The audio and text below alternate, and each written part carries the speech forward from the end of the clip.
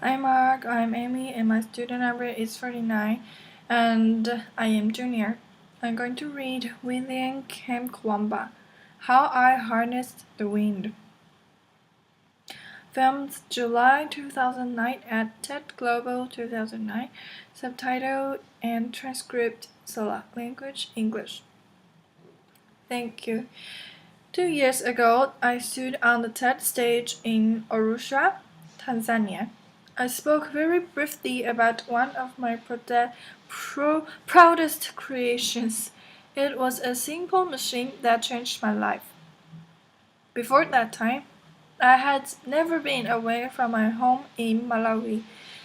I had never used a computer. I had never seen an internet. On the stage that day, I was so nervous. My English lost. I wanted to vomit. Laughter. I had never been surrounded by so many Azungu, white people. Laughter.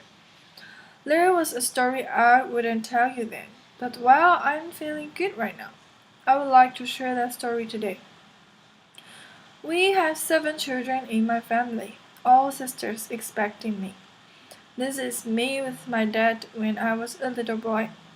Before I discovered the wonders of science, I was just a simple farmer in a country of poor farmers. Like everyone else, we grew maize. One year, our fortune turned very bad. In 2001, we experienced an awful famine. Within 5 months, all Malawians began to starve to death. My family ate 1 meal per day, at night. Only 3 swallows of nsima for each one of us. The food passes through our bodies, we drop down to nothing. In Malawi, the secondary school, you have to pay school fees. Because of the hunger, I was forced to drop out of school. I look at my father and look at those dry fields. It was the future I couldn't accept.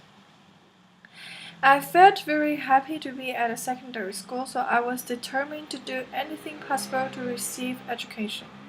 So I went to a library. I read books, science books, especially physics. I couldn't read English that well. I used diagrams and pictures to learn the words around them. Another book put that knowledge in my hands. It said a windmill could pump water and generate electricity. Pump water meant irrigation, a defense against hunger, which we were experiencing by that time. So I decided I would build 1 windmill for myself.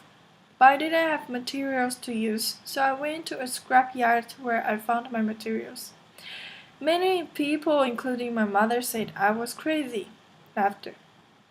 I found a tractor fan, shock absorber, PVC pipes, using a bicycle frame and an old bicycle dynamo. I built my machine. It was 1 light at first and then 4 lights with switches and even a circuit breaker, modeled after an electric bell. Another machine pumps water for irrigation. Queues of people start lining up at my house after to charge their mobile phone. Applause. I could not get rid of them. Applause. And the reporters came too, which led to bloggers and which led to a call from something called TED. I had never seen an airplane before. I had never slept in a hotel.